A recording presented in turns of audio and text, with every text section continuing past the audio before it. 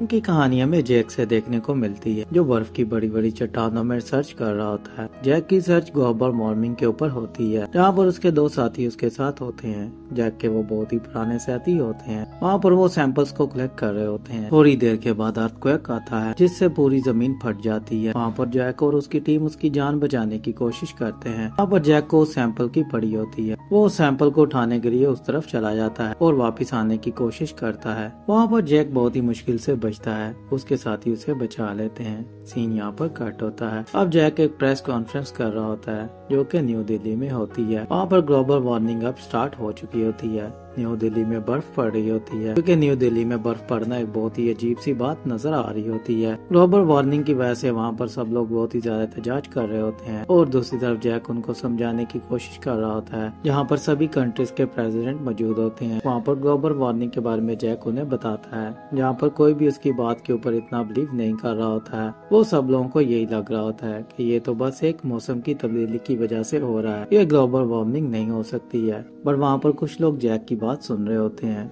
उन्हें लग रहा होता है जैक जो बोल रहा है वो ठीक बोल रहा है। वहाँ से सब लोग चले जाते हैं। जैक भी बाहर की तरफ आ जाता है। वहाँ पर उसे प्रोफेसर रैप्सन मिलते हैं, जो उसे कहते हैं कि हम कॉफी पर मिल सकते हैं। मैं जानता हूँ तुमने जो कुछ भी कहा वो बिल्कुल सच का है। ग्लोबल वार्मिंग आने वाली है और ये सब कुछ बदलने वाला है, बट इन लोगों को इसके बारे में नहीं पड़ी है। प्रोफेसर रैपन उसे बोलता है कि तुम मुझे बताओ आखिरकार हमें क्या करना चाहिए। सीन यहाँ पर कट होता है। अब हमें सैम को दिखाया जाता है, जो कि जैक का बेटा होता है। उसमें जैक की तरह ही दिमाग होता है, जिसको लेकर जैक बहुत ही ज्यादा खुश होता है, क्योंकि जैक को लगता है कि वो मुझसे भी ज्यादा होनहार है। उसका दिमाग बहुत ही ज्यादा तेज है। वहाँ पर वो न्यूयॉर्क जाने की बात कर रहा होता है, जहाँ पर जैक की पत्नी उसे बोलती है क्या तुम इसे 8:30 बजे तक ले लोगे। जैक उसे वादा करता है। अब जैक के सीनियर उसे बहुत ही ज्यादा नाराज होते हैं। वो उसे कहते हैं कि तुम्हें ये नहीं करना चाहिए था। जैक उन्हें बोलता है जो सच है मैं वही बताऊंगा, इसको लेकर तुम्हें जो भी कहना है कहो। वहाँ पर जैक को उसका साथी समझाने की कोशिश करता है, बट जैक उसकी एक भी बात नहीं सुन रहा होता है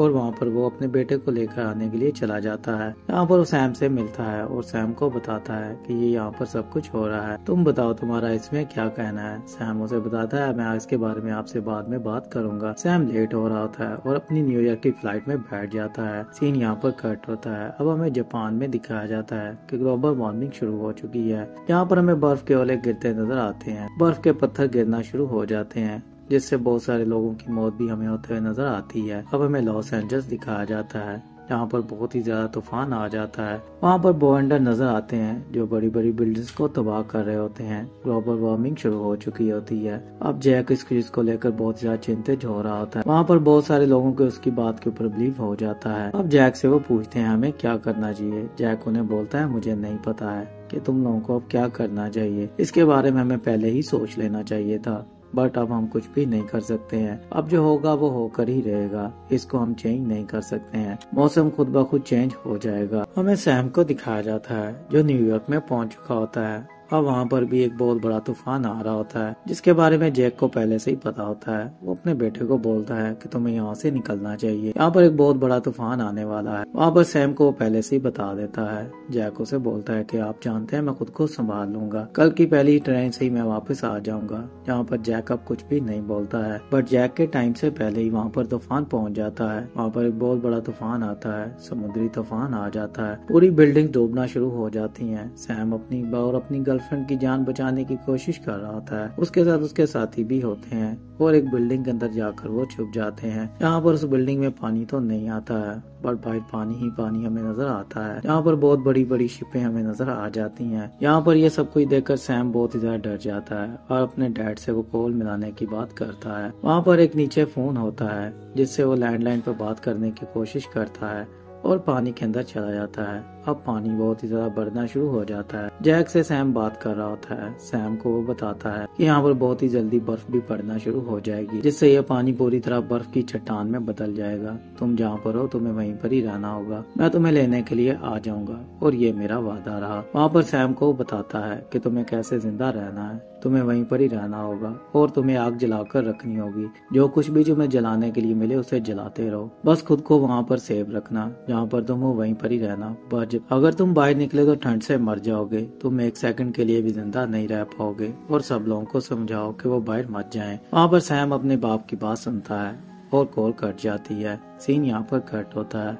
अब हमें एक हेलीकॉप्टर को दिखाया जाता है। यहाँ पर बहुत सारे लोग न्यूयॉर्क को छोड़कर जा रहे होते हैं और प्रेसिडेंट की जान बचाने के लिए 2 हेलीकॉप्टर जा रहे होते हैं, जिसमें प्रेसिडेंट को लाना होता है। पर वहाँ पर पहुँचने से पहले ही बहुत ही ज्यादा बर्फ का एक तूफान आता है, जिसको देखकर वो बहुत ही ज्यादा हैरान होते हैं। वहाँ पर उनके हेलीकॉप्टर हवा में बर्फ बन जाते हैं और नीचे गिर जाते हैं। सीन यहाँ पर कट होता है। जैक अपने बेटे को बचाने के लिए अपने सफर को बढ़ाता है। वो अपनी पत्नी को कहता है कि तुम जहाँ पर हो वहीं पर ही रहना, मैं हमारे बेटे को लेकर आऊंगा, मैंने उससे वादा किया है। जैक अपने बेटे का हीरो होता है और अपने बेटे को लाने के लिए वो सफर को आगे बढ़ाता है। यहाँ पर उसके साथी भी उसका साथ देते हैं, जो कि उसे बोलते हैं कि हम तुम्हारे साथ चलेंगे। जैक अपने सफर को न्यूयॉर्क की तरफ बढ़ाता है। अब गाड़ी में वो सफर को आगे बढ़ा रहे होते हैं।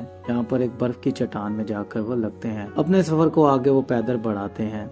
अब उनको रास्ते का भी नहीं पता होता है। मैप भी उनसे खो चुका होता है, बट जैक को एक उम्मीद होती है कि मैं अपने बेटे तक पहुंच जाऊंगा। सीन यहाँ पर कट होता है। हमें सैम को दिखाया जाता है। बाहर बर्फ पड़ना शुरू हो जाती है।